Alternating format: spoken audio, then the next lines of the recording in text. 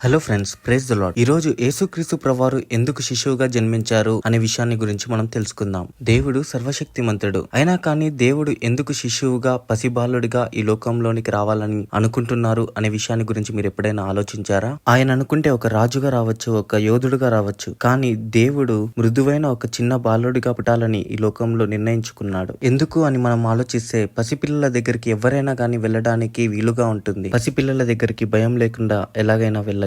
గొర్రెల కాపర్లైనా వెళ్ళొచ్చు, జ్ఞానులైనా వెళ్ళొచ్చు, రాజులైనా వెళ్ళొచ్చు. ఆనాడు గొర్రెల కాపర్లు, జ్ఞానులు, రాజులు ఎలాగైతే వెళ్లారో మనల్ని కూడా దేవుడు ఆయన దగ్గరికి రావాలని కోరుకుంటున్నాడు. యెషయా గ్రంథం 7వ అధ్యాయం 14వ వచనంలో చూసినట్టయితే, కన్యక గర్భవతి అయి కుమారుని కని అతనికి ఇమ్మానుయేలు అని పేరు పెట్టును అని ఉంటుంది. ఇమ్మానుయేలు అను పేరునకు అర్థము దేవుడు మనకు తోడు. దేవుడు మనకు తోడుగా నివసించాలని కోరుకున్నాడు. అందుకనే ఈ భూమిపైకి ఒక పిల్లవానిగా, ఒక పసి బాలుడిగా అవతరించారు. చాలా మంది దేవునికి దూరంగా నివసిస్తుంటారు. ఈ సమయంలో దేవుడు వారందరినీ కూడా తన దగ్గరికి రావాలని కోరుకుంటున్నాడు. మత్తయి సువార్త 11వ అధ్యాయం 28వ వచనంలో యేసుక్రీస్తు ప్రభువారు ఇలాగును చెప్తున్నారు, సమస్త జనులారా నా యొద్దకు రండి, నేను మీకు విశ్రాంతి కలుగజేతును అని అంటున్నారు. నీవు నేను ఈ సమయంలో ఎటువంటి స్థితిలో ఉన్నా కానీ దేవుడు తక్షణమే ఆయన దగ్గరికి రావాలని కోరుకుంటున్నాడు.